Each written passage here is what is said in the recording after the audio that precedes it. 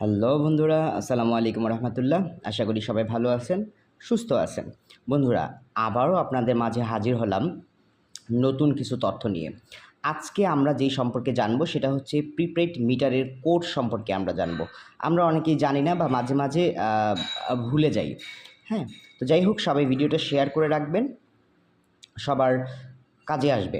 আজকে যেটা নিয়ে আলোচনা করব সেটা হচ্ছে মিটার বন্ধ বা চালুর জন্য বন্ধুরা 868 চাপতে হবে। ইমার্জেন্সি ব্যালেন্স সম্পর্কে জানার জন্য 810 চাপতে হবে।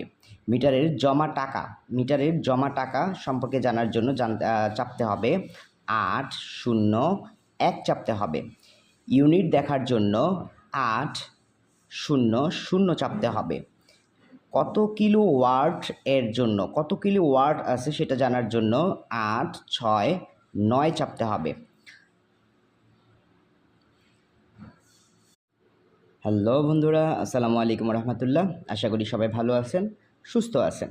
বন্ধুরা, আবারও আপনাদের মাঝে হাজির হলাম নতুন কিছু তথ্য নিয়ে।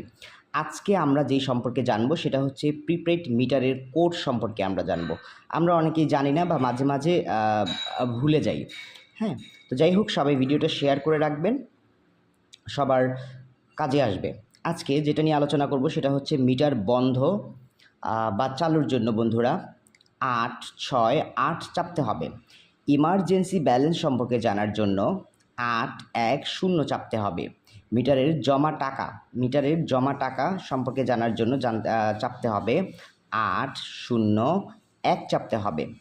ইউনিট দেখার জন্য 800 চাপতে হবে। কত কিলো